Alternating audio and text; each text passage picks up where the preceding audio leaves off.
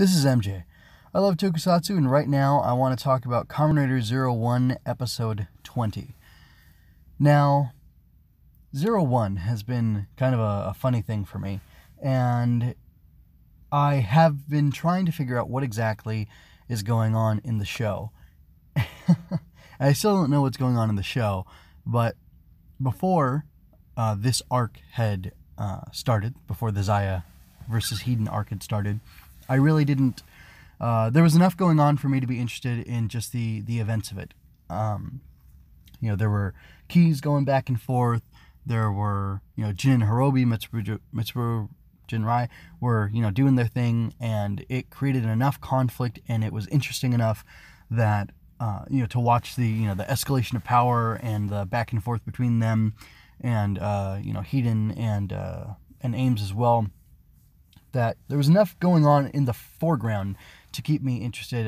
There were things I wanted to know about in the background, but now we're in this weird arc where we have the takeover of Hiden intelligence being decided by, I guess, a 10-episode arc of 5 matches where, if you're watching, you know the drill, where we have Humagears and humans using Zaia tech, or the Zaia spec, competing against each other, and to see whose product is better, basically, and whoever wins will be allowed to continue on as they wish, or whatever. But I was a little bit underwhelmed by the start of the arc, because it was just so unclear where this was all going, and we've had interesting conversations between Aruto and Amatsu.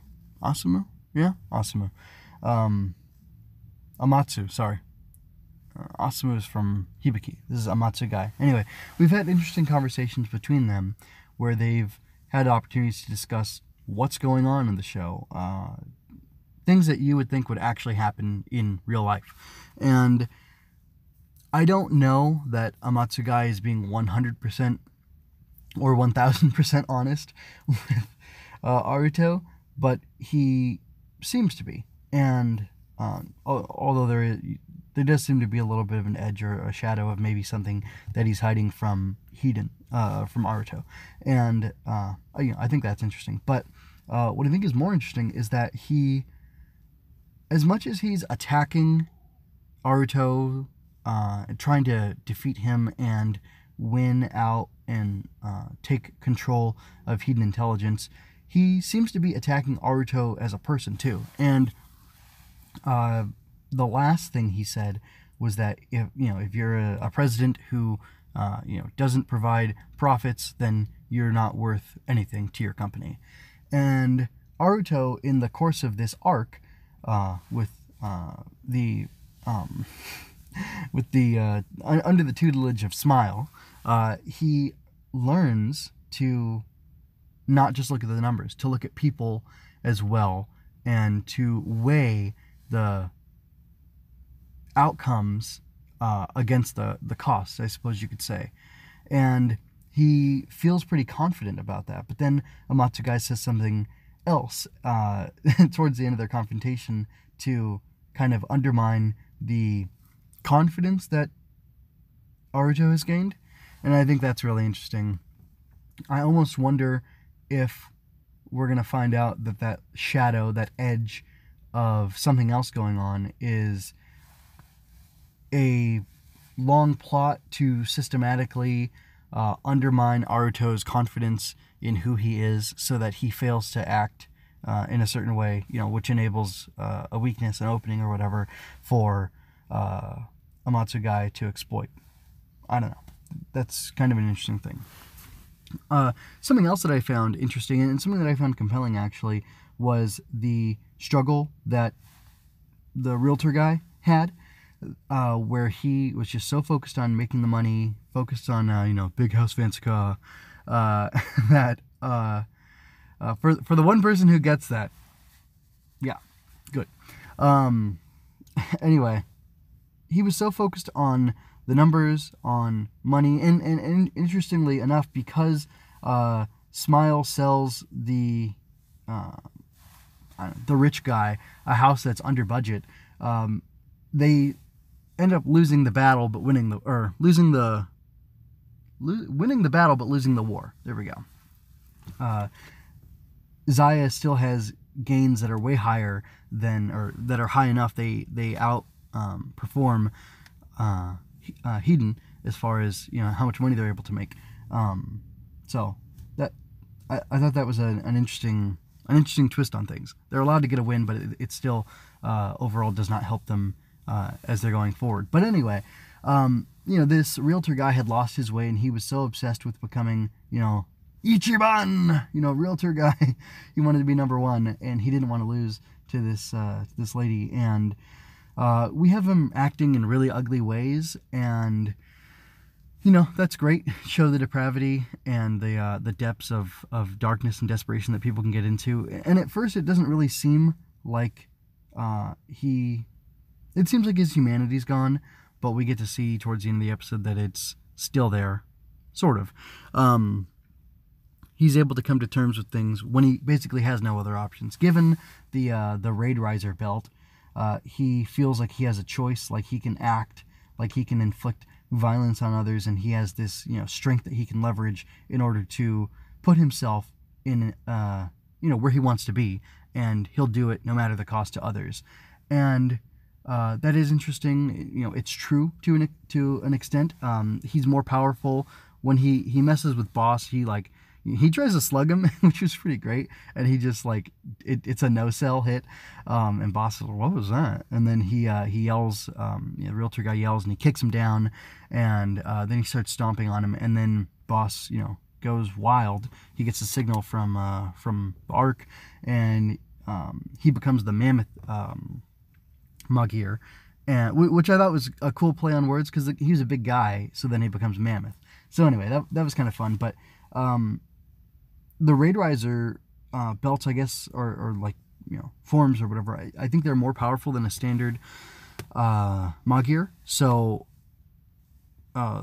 the realtor guy, Mr. Whale, he's able to, the cetacean sensation, he's able to overpower and destroy Boss. And he acts out violently towards him, and with all this hate and frustration, because he has the power to do so. And then it's interesting, Fua wants to bring him in because he sees that he sees who it is. He knows who the Raid Riser is, who the Saboteur is, all that stuff. And he goes to Aruto, and Aruto said to him, no, don't bring him in just yet. Wait till the contest is over, because we got to win this thing. And I liked Fua's response, which was a pretty good compromise. He said, you have until the next time he attacks. That's the timeline I'm giving you, which I think is pretty reasonable. Anyway, when he does attack later on, towards the end of the episode, Aruto ends up fighting him. And this is after, Smile has been awarded, or she's the one who sold the house, and then he feels like he lost, even though overall they won the competition. But still, it was a personal loss because he lost to her, and him losing the title of the sellingest realtor is upsetting to him. And this rich guy buying her house over his was symbolic or emblematic of that. Anyway, so he goes crazy, he acts because he has the power to do so, and he feels like he can. He oversteps his bounds, and he says, well, I can do this, so I will, even though I know it's wrong. Anyway, I thought there was a really great part in the fight where Aruto, he's using, it's called Hybrid Rise now. Guys, if you know this, please comment. Is he Shining Hopper now, or is he Shining Assault Hopper, or what is he? Because this is the first time I've heard the belt, say Hybrid Rise, and talk about how this is a hybrid thing, even though that's been happening, right? He's used this hybrid, this Assault Shining Hopper form a few times before, right? Correct me if I'm wrong. And we got to explicitly see the Arc fire, both the Arc and Zaia firing in order to, get him to turn into his transformation or whatever. So that's frustrating me. Anyway, this is really great thing that during the fight, Aruto is trying to stop him. And even before the fight starts, he's trying to de-escalate the situation. And he doesn't want to have to, beat this guy up, but he's willing to do it. And I really love what's happening with Aruto. Like, I think, I mentioned the stuff about, what Amatsu is trying to do to him, like trying to undermine him as a person. And, maybe that'll help him take over the company and, see that his will is done or whatever. I don't know. But I'm really loving what Aruto is doing as a person, because he really is growing through these experiences that he's having. And I love the fact that he has all this power as Shining Assault Hopper or whatever. But he's using it to not destroy this guy and not to just, mercilessly go after him, but to try to reason with him. He's showing that level of power. He's giving back that strength. He's matching it. He's not exceeding it, really. He's matching the strength of this Raid Riser. And he's doing it because he wants to show him, like, look, you're coming from your perspective. I'm coming from a totally opposite perspective. You think you've got all this strength. Look at the strength I have that I'm using against you. And I'm meeting you where you're at. And I'm trying to reason with you and get you to listen to reason and to stop what you're doing because it's wrong. And the guy refuses. And there's this great part where, he's got his, big whale staff or whatever, and he's sending out these, fluke tail attacks or whatever, and Aruto is using his, hyper jump thing to, teleport around and whatever, and he gets in close, and he's got his gun right in his face, that big, huge axe gun thing, right in his face, and it holds for a beat, like a couple seconds, and then he drops the gun. He reaches out his hand to him, and then the guy slaps it away. And while I was watching, I was like, oh, dude, you're done now. You are done. Aruto is not going to, take that. I knew he wasn't going to kill him or anything. But then the next thing we get, Aruto's, floating up in the sky, which, again, now he's flying, which I did think he'd fly. Anyway, and he says something to him like, why won't you just stop? And I think the guy's yelling something, and Aruto just, powers up his rider kick, and he goes through and, demolishes him. And then afterwards, there's a moment of, pathos and healing and whatever. And I just really love that. So while Zero-One has been a frustrating show for me in some spots, and while I criticized Aruto pretty heavily for not having, experienced enough loss and things like that, I really think somehow, in the midst of all this, because, he's been taking losses. I was going to say he's been taking L's. He's been taking losses from Zaia. Like, he physically cannot beat him. Whatever, the Thouser beat, Zero-One. And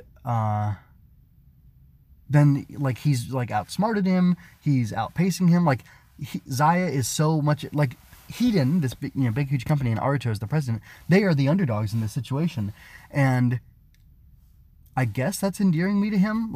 The way he's acting in response to being an underdog and being in this situation is really impressive, and it's really making me enjoy his character, or helping me to enjoy his character.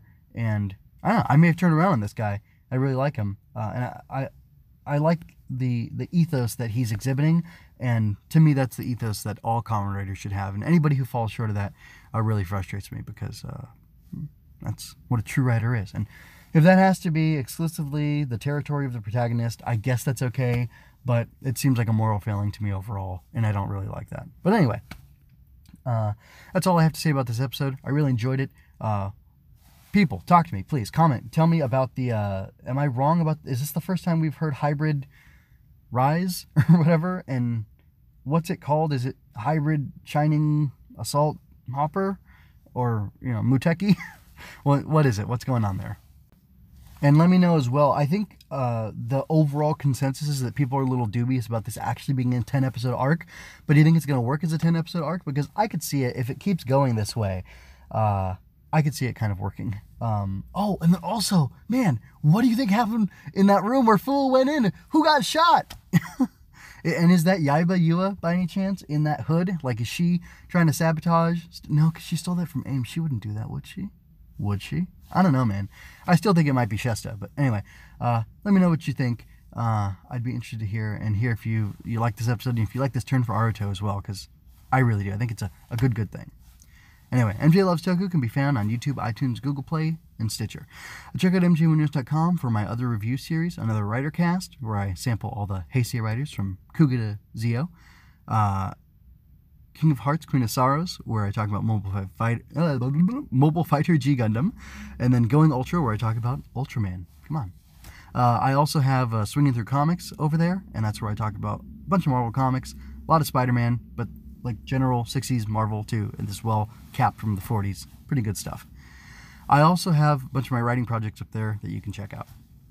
Love what I do? Want to support me? My Coffee and Redbubble accounts have you covered. Relevant links below. If you had a good time, like, share, and leave a comment. Subscribe and ring that bell to stay current on weekly Zero-One reviews. And remember, you don't have to shout Henshin to be a hero.